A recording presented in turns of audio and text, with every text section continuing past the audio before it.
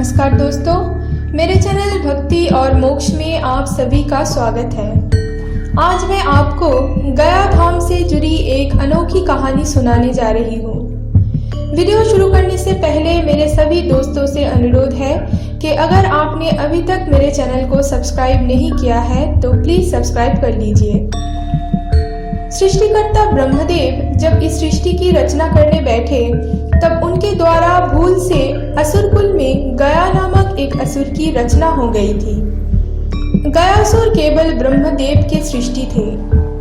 असुर संतान ना होने के कारण गयासुर के अंदर किसी प्रकार की असुरी प्रवृत्तियां भी नहीं दिखती थी। गयासुर समस्त देवताओं का सम्मान करते थे और उनकी आराधना भी करते थे, लेकिन गयासुर के मन में हमेशा ही एक बात की शंका थी कि असुरी प्रवृत्तियां ना होने के बावजूद असुर कुल में जन्म लेने के कारण शायद वे मृत्यु के बाद स्वर्ग लाभ नहीं कर पाएंगे। इसी कारणवश मुक्ति का उपाय ढूंढने के लिए गयासुर भगवान श्री विष्णु का कठोर तप करने लग गए।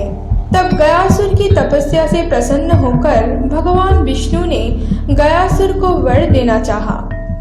गयासुर ने भगवान विष्णु से मृत्यु के बाद स्वर्ग सिधारने का प्रार्थना किया। साथ ही यह भी कहा कि हे प्रभु, आप मुझे आशीर्वाद करें कि जो कोई भी मुझे देखे या फिर मुझे स्पर्श करे उसकी समस्त पाप विनष्ट हो जाए और उसे मृत्यु के बाद स्वर्ग लोक की प्राप्ति हो। भगवान विष्णु गयासुर को आशीर्वाद देकर अंतर्ध्यान हो गए। भगवान विष्णु से वर लाभ करने के बाद गयासुर पृथ्वी पर घूमते हुए समस्त मनुष्यों के पाप दूर करने लग गए। गयासुर को देखने के बाद या फिर उन्हें स्पर्श करने के बाद मनुष्य की हर एक पाप दूर हो जाती थी और वे मृत्यु उपरांत स्वर्ग लाभ की अधिकारी हो जाते थे। उधर गयासुर का ऐसा काम करने से यमराज चिंता में पड़ गए थे। घोर पापी व्यक्ति जिसका स्थान केवल नरक में ही होना चाहिए, गयासुर के कारण वे भी स्वर्ग प्राप्त करने लग गए थे। तब यमराज प्रजापति ब्रह्म जी के पास गए और उनसे कहा कि अगर अब भी गयासुर को रोका नहीं गया तो सृष्टि का संतुलन बिगड़ जाएगा और साथ ही विधि का विधान भी पलट जाएगा।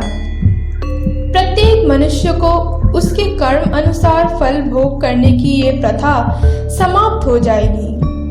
तब ब्रह्मदेव गयासुर को रोकने के लिए उनके पास गए और उनसे कहा, हे गयासुर, इस धरती पर सबसे पावन स्थान तुम्हारी शरीर है, इसीलिए अन्य देवताओं के साथ मैं तुम्हारी पीठ पर बैठ के एक महायज्ञ करना चाहता हूँ। ये बातें सुनकर गयासुर बहुत ही आनंदित हुए और ऐसा करने के लिए राजी हो गए। इसके बाद ब्रह्मदेव ने समस्त देवताओं के साथ गयासुर के पीठ पर एक भारी पत्थर डाल के उसके ऊपर बैठ गए ताकि गयासुर के अंदर हिलने की सामर्थ्य ना रहे। लेकिन ब्रह्मदेव की इतनी प्रयास करने के बाद भी गयासुर सचल ही रहे। तब सभी देवता चिंता में पड़ गए और वे सब मिलकर भगवान श्री विष्णु का स्मरण करने लग गए। तब स्वयं भगवान श्री विष्णु गयासुर के पीठ में विराजमान हो गए। अपने आराध्य को अपनी पीठ पर विराजमान होते देख गयासुर मन ही मन बहुत आनंदित हुए और उन्होंने भगवान विष्णु से कहा, जब स्वयं मेरे आराध्य मेरे पीठ पर विराजमान हो गए तो आज से मैं इसी स्थान पर स्थिर रहूंगा। लेकिन मैंने जो आशीर्वाद भगवान विष्णु से प्राप्त किया है वो विफल नहीं हो सकता। इसीलिए हे नारायण, मैं आपसे प्रार्थना करता हूँ कि आप मुझे इसी स्थान पर पत्थर की शिला में परिवर्तित कर दें। गयासुर की ऐसी सोच से भगवान विष्णु अति प्रसन्न हुए और गयासुर को वर देना चाहा। तब गयासुर ने कहा, हे भगवान, मेरी इच्छा है कि आप समस्त देवताओं के साथ अप्रत्यक्ष रूप में मेरे शिलारूपी शरीर पर सदा के लिए विराजमान रहें। और भविष्य में ये स्थान मृत्यु उपरांत समस्त धार्मिक क्रियाकलाप किए जाने वाले एक तीर्थ स्थान में परिवर्तित हो जाए। तब भगवान विष्णु ने गयासुर को आशीर्वाद देते हुए कहा कि तुमने हमेशा से ही मनुष्य की कल्याण के बारे में सोचा है। तुम्हारी इसी पावन मनोभाव के लिए मैं तुमसे अति प्रसन्न हूँ। आज से इसी स्थान पर मृत्यु पश्चात समस्त क्रिया की जाएगी।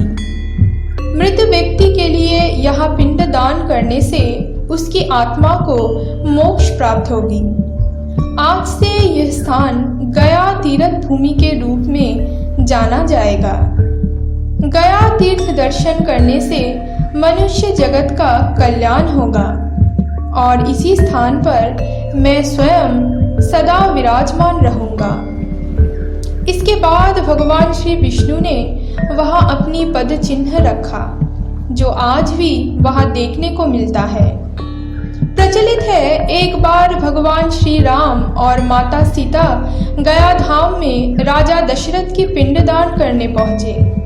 कुछ आवश्यक सामग्री लाने के लिए भगवान श्री राम ने माता सीता को वहां छोड़कर बाहर चले गए और तभी राजा दशरथ की आत्मा माता सीता से पिंड की मांग करने लगी। कोई उपाय न देखकर माता सीता ने वहां उपस्थित फल्गु नदी, वटवृक्ष और एक गाय को साक्षी मानकर पिंडदान कर दिया।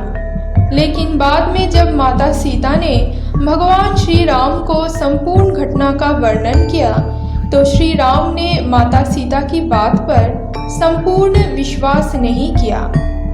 तब माता सीता ने अपनी बात को साबित करने के लिए फल्गु नदी, वटवृक्ष और उस गाय को बुलाया, लेकिन सिवाय वटवृक्ष के सभी ने झूठ कहा। तब माता सीता क्रोधित हो गए और उन्होंने फल्गु नदी को सूख जाने का श्राप दिया और उस गाय को हमेशा कूड़ा कचरा खाने का श्राप दिया और उस वटवृक्ष को दीर्घायु होने का आशीर्वाद दिया। प्रथा अनुसार आज भी फल्गु नदी तट पर सीता कुंड में अक्षय वटवृक्ष के नीचे और श्री विष्णु की पदचिन्ह युक्त मंदिर में पितरों के आत्मा की मुक्ति के लिए पिंडदान किया जाता है। तो आज के लिए बस इतना ही दोस्तों। आशा करती हूँ ये वीडियो आपको अच्छा लगा है। अगर आपको वीडियो अच्छा लगे तो प्लीज़ मेरे चैनल को सब्सक्राइब कर दीजिएगा और वीडियो को लाइक करना मत भूलिएगा।